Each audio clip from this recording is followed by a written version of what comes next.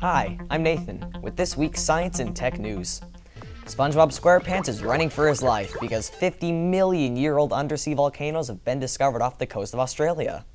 Okay, you can stop running now, SpongeBob. After all, these volcanoes are extinct, meaning they haven't exploded in 10,000 years. Whew, that's a relief. The 4 volcanoes were found at the depth of 16,000 feet and about 155 miles from Sydney.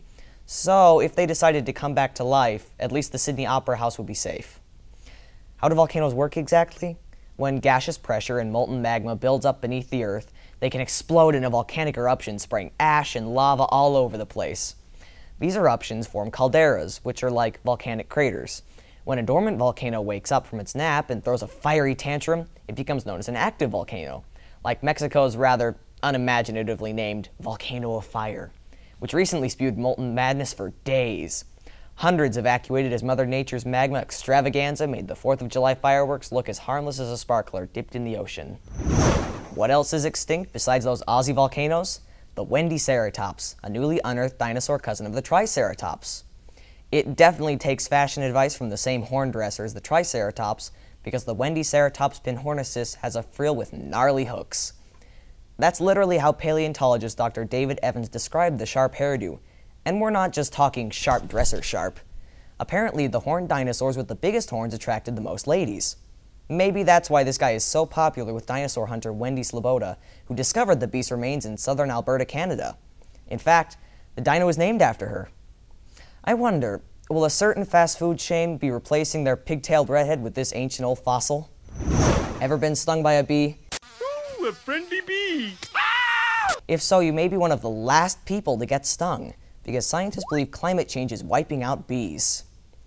Most researchers aren't sure what exactly is causing these little guys to drop like, well, flies, I guess.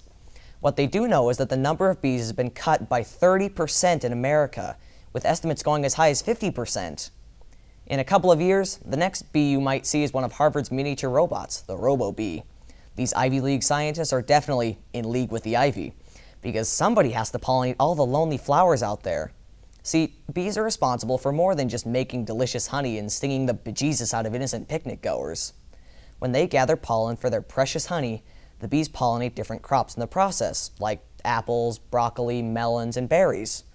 They're basically the ultimate matchmakers of the plant world, carrying pollen from the males to the females. Without the black and yellow buzzing soldiers, U.S. farmers could potentially lose roughly $14 billion worth of crops. In fact, it's estimated that bees are responsible for 1 out of every 3 bites of food we eat. And we're not just talking Cheerios. That's where Harvard's Robo-Bees come into play. They're about half the size of a paperclip, weigh 30 times less than a penny, and flap their wings at about 100 times per second, just like a real bee can. The mini bots are designed to go from flower to flower and transfer pollen, which could potentially save our food supply. Now that's buzzworthy. 3 billion miles away from Earth, NASA's New Horizons probe has finally reached Pluto, almost 10 years after launching. New Horizons has cameras and other high-tech instruments which are sending back out-of-this-world photos of the former planet. Pluto is the 10th biggest known body orbiting the Sun, and it's made of ice and rock. It was first discovered in 1930 and classified as the 9th planet in the solar system and furthest from the Sun. But it was downgraded to a dwarf planet in 2006. Ouch.